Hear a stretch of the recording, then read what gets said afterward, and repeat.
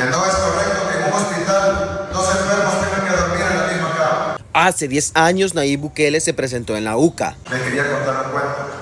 y les dijo que les iba a contar un cuento.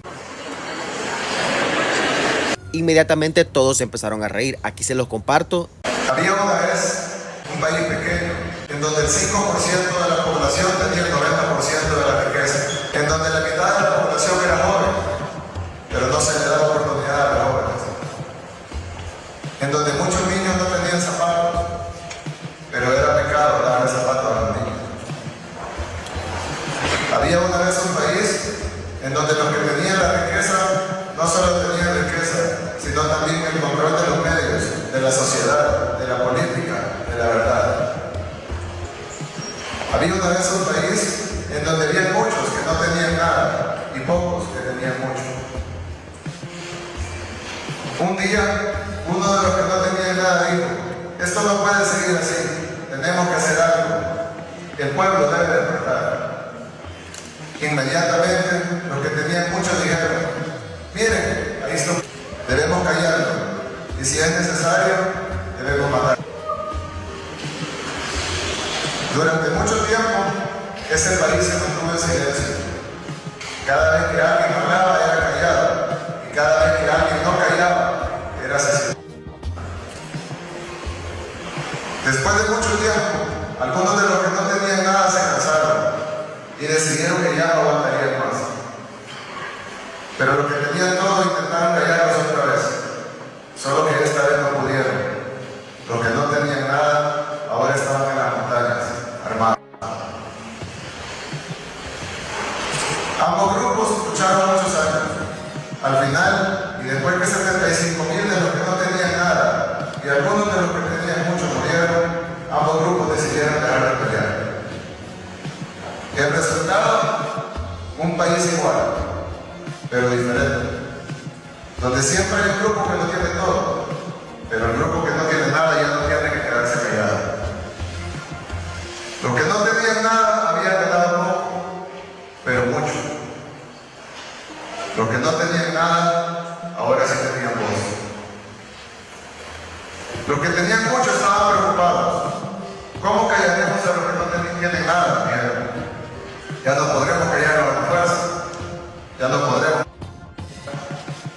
Entonces intentaron un plan. El plan era convencer a los muchos que tienen poco que el sistema y el modelo que los tenía así era el mejor. Que no había que cambiar. Que cobrar impuestos a los que tienen mucho es malo. Pero ampliar la base tributaria, o en español, cobrarle más impuestos a los que tienen poco es lo mejor. Que darle zapatos inútiles a los hijos de los que tienen poco es malo. Pero darle subsidios a las empresas de los que tienen mucho es bueno. Que pagarle más a los trabajadores que ganan poco es malo. Pero que los que tengan más saquen al Estado y salgan impunes es bueno. El plan fue bien ejecutado. Lograron convencer a muchos de los que tienen poco. Pero es un plan que al final fracasará. Porque cada fibra de nuestros cuerpos nos dice que quitarle al que tiene menos para darle más al que tiene más no es lo correcto. Que no es correcto que nuestras mujeres en las maquilas solo pueden ir 2 veces al día al baño. Que no es correcto que darle un vaso de leche a un niño sea llamado despilfarro. No es correcto.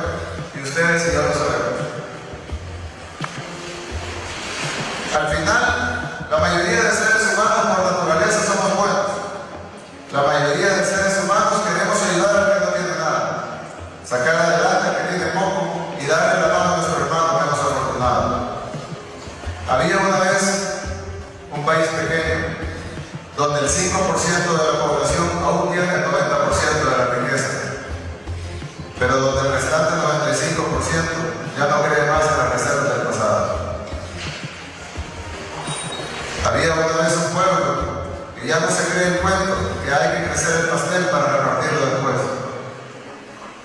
Que ya no se cree el cuento que hay que dejar que la economía crezca en poder de pocos para que después rebalse de sus manos y caiga sobre los desposeídos. Había una vez un pueblo que ya no se cree el cuento cuento que los que tienen más deben pagar menos impuestos, porque ellos son los que generan empleo. Había una vez un pueblo, ese pueblo somos nosotros.